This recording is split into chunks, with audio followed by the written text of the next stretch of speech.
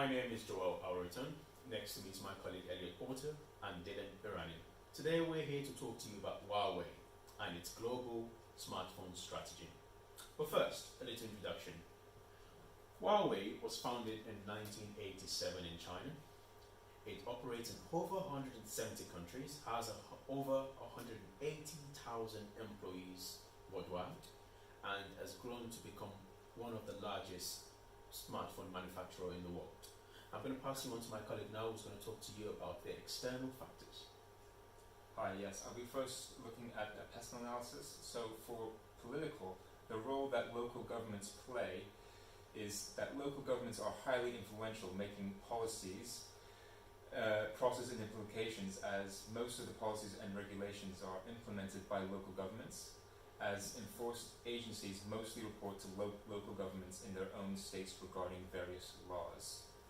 The relations with the Western world right now is quite difficult right now, with Huawei listed as blacklisted on May 2019 by the United States due to concerns about the relations with the Chinese government.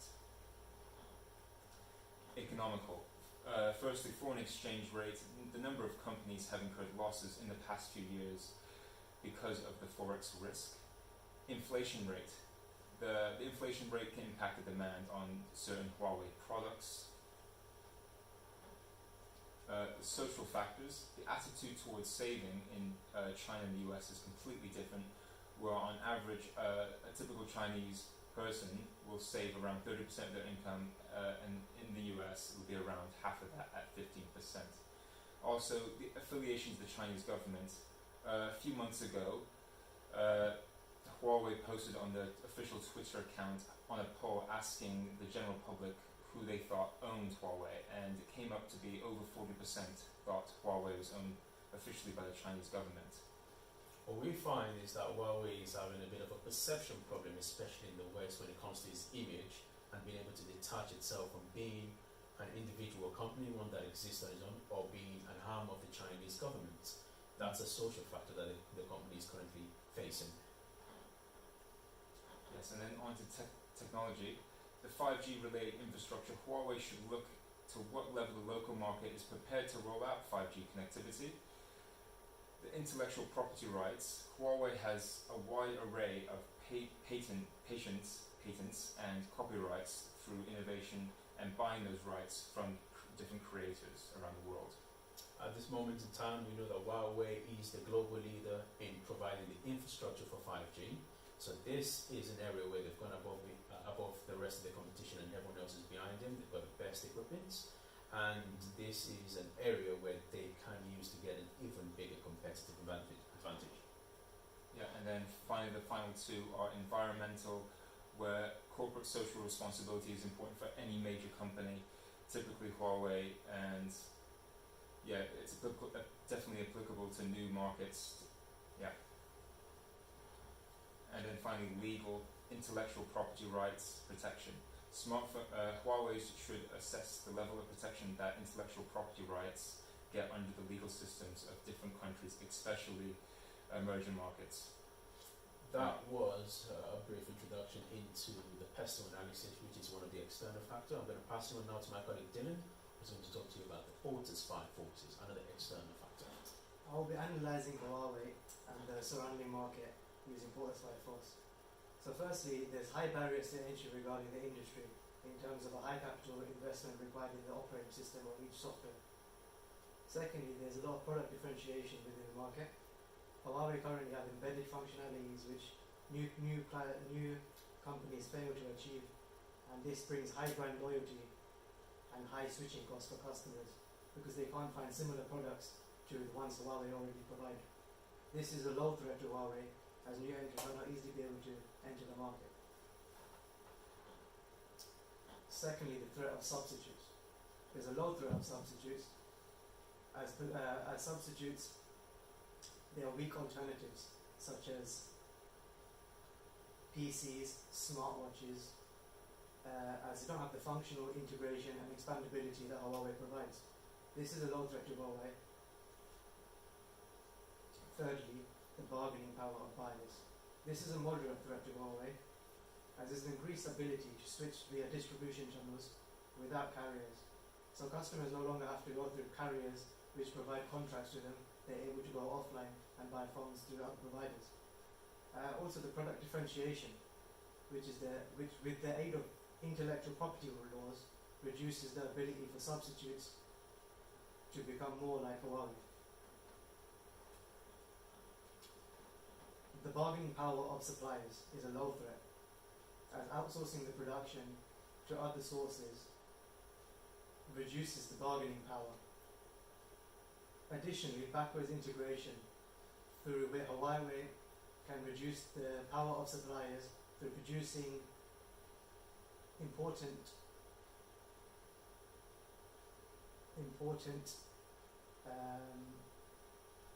parts of the production process, can reduce costs and increase efficiency.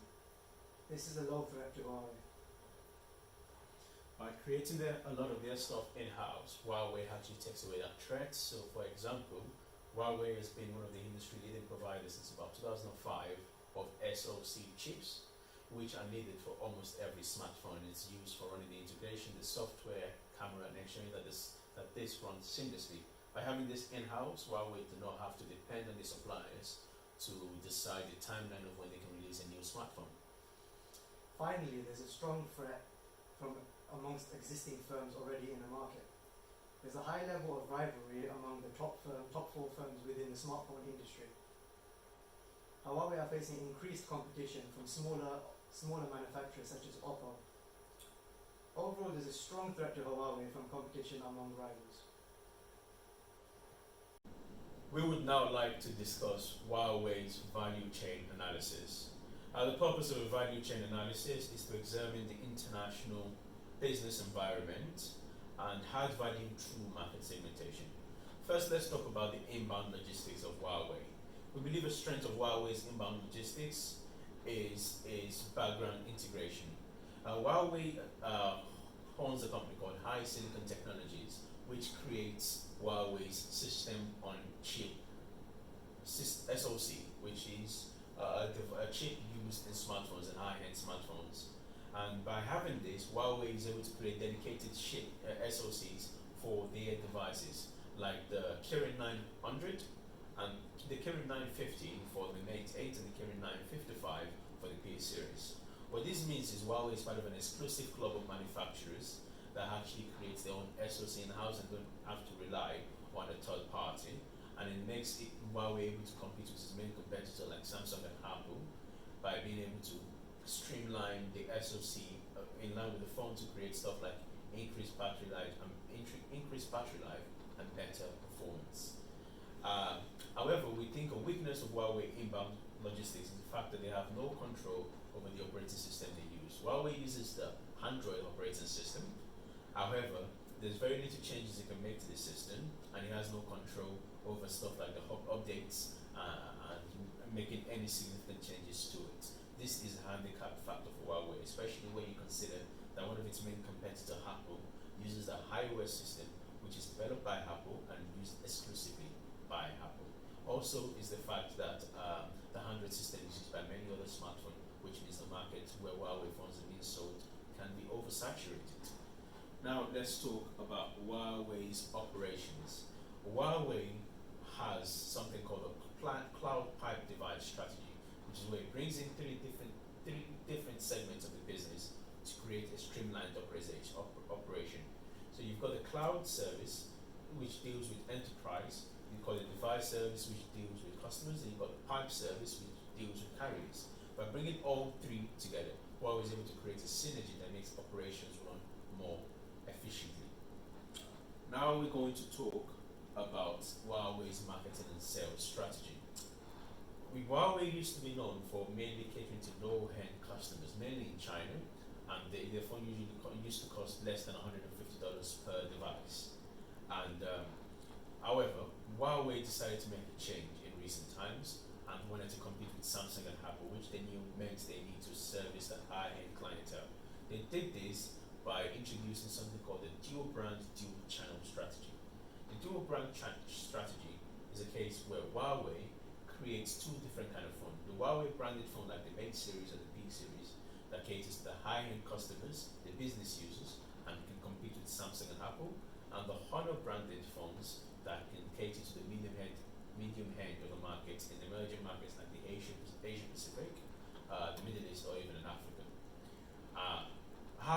were they able to do this? One thing they understood was that they needed to reduce cost of managing both elements. And so for the Honor branded devices, they essentially cut out the traditional means of agents and network providers and decided to sell and provide most of the services required for the Honor phones through the online services, through a website essentially to sell the phone and create some of the online services required to manage the whole process of the phone.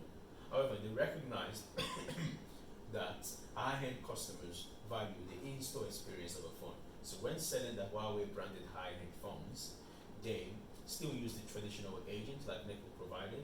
They have Huawei branded stores on high streets where you can go to get the phone, and they also use affiliate stores as well to ensure that they cater to that high end of the market, competing with the likes of Samsung and Google. This strategy has been key to Huawei growth in the global smartphone market and has seen them grow to become the second largest smartphone provider.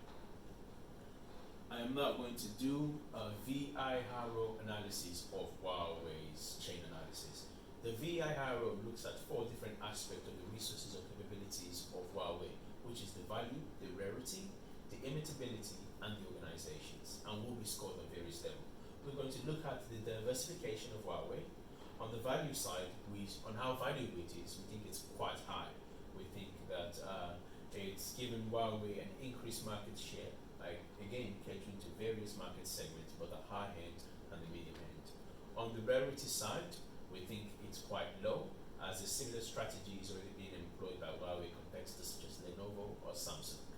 On how easy it is to imitate, we again score it quite low, as it is very easy to imitate, as has been evidenced by Apple taking on a similar strategy in recent time with the high phones, having a flagship phone and then releasing a slightly cheaper, less powerful phone to cater to the medium markets. This is also used by Google in its Pixel branded phone.